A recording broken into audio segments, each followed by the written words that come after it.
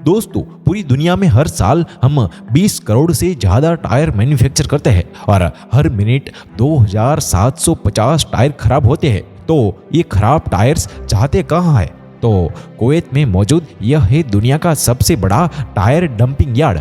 यहाँ पर पिछले 20 सालों से दुनिया भर के यूज टायर इकट्ठे किए जा रहे हैं। इसको सैटेलाइट फुटेज में देखा जाए तो कुछ इस तरह का नज़ारा दिखता है। हजारों एकड़ में फैला यह इतना बड़ा डंपिंग यार्ड है कि इसको स्पेस में भी देखा जा सकता है। और दोस्तों, आगे जानने के लिए आपने हमारी चैनल को फॉलो या सब्सक्राइब नहीं किया तो पहले ये जरूर कर लीजिए और बने रहिए वीडियो के एंड तक।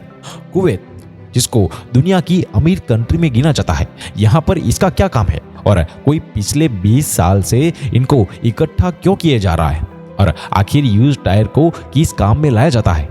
एक एवरेज गाड़ी के टायर 35 से 40 हजार किलोमीटर चलते हैं और उसके बाद यह टायर किसी काम के नहीं रहते, इनको फेंक दिया जाता है। लेकिन टायर रबर और सल्फर को मिलाकर बनते हैं, इसी वजह से इस प्रोसेस को रिवर्स नहीं किया जा सकता। दूसरा, इसको रिसाइकल करने से खतरनाक गैस प्रोड्यूस होती है और यह प्रोसेस कई कंट्रीज में इनलीगल भी है। तो अब ज़्यादातर वेस्टर्न कंट्री हर साल करोड़ों टायर से छुटकारा पाने के लिए इनको कुवैत भेज देती है। यहाँ अरेबियन टेरोर के बीचों बीच 1000 स्क्वायर मीटर पर फैला हुआ ये सुलेबिया टायर ग्रेवयार्ड।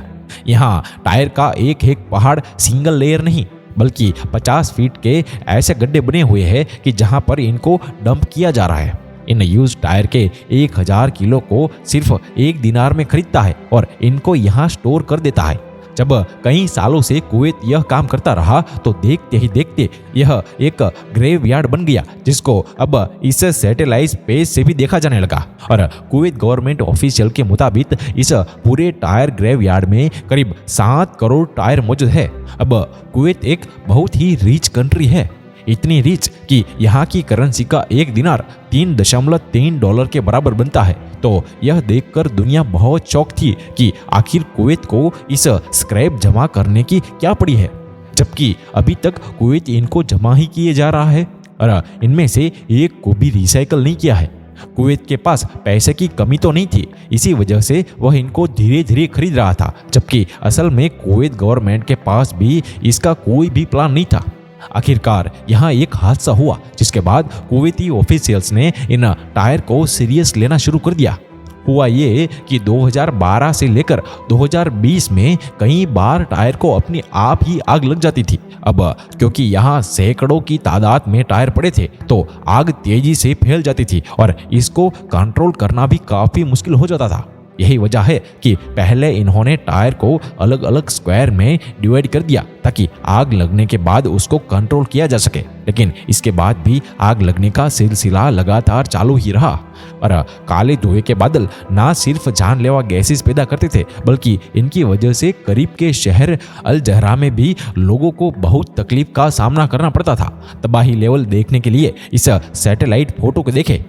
यह इतना खतरनाक आग असल में ग्रेव यार्ड के एक छोटे से स्क्वायर में लगी थी। तो अब सोचो कि अगर यह आग पूरे ग्रेव यार्ड में फैल जाए तो कितना नुकसान करेगी।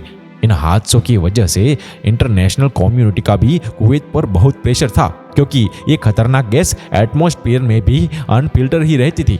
और आखिरकार 2021 में कुवैत ने इन टायर को ठिकाने लगाने का फैसला कर ही लिया। कंटेनर में भर भर के इन टायर्स को पूरी दुनिया में रिसाइकलिंग के लिए भेजा जाने लगा। पर अब सवाल आता है कि आखिर इन यूज टायर को किस काम में लाया जाता है?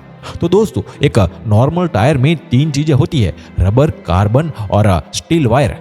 और पायरोलिसिस प्लांट की मदद से इन टायर को पहले मेल्ट किया जाता है और रबर मेल्ट होकर गैस बन जाता है, जिसको ठंडा करके फ्यूल की जगह पर इस्तेमाल किया जाता है। उसके बाद पीछे बचता है कार्बन और स्टील वायर। कार्बन को हटाकर इन स्टील वायर को ठंडा करके रिसाइकलिंग में भेज दिया जाता है।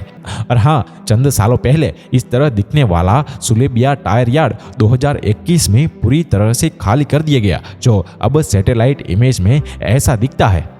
यह तो हमने बात की टायर के ग्रेवयार्ड की, पर इस फोटो में जो आप देख रहे हैं यह किस चीज का ग्रेवयार्ड है? रंग बेरंगी दिखने वाला यह कोई फूलों का बगीचा नहीं, बल्कि यह चाइना में मौजूद दुनिया का सबसे बड़ा साइकिल ग्रेवयार्ड है। तो दोस्तों ये हमारी नेक्स्ट वीडियो जल्दी ही आने वाली है। तो दोस्तों ये वीडियो देखने के लिए आपने हमारी चैनल को फॉलो या सब्सक्राइब नहीं किया तो ये जरूर कर लीजिए और हमारे इस वीडियो को देखने के लिए धन्यवाद।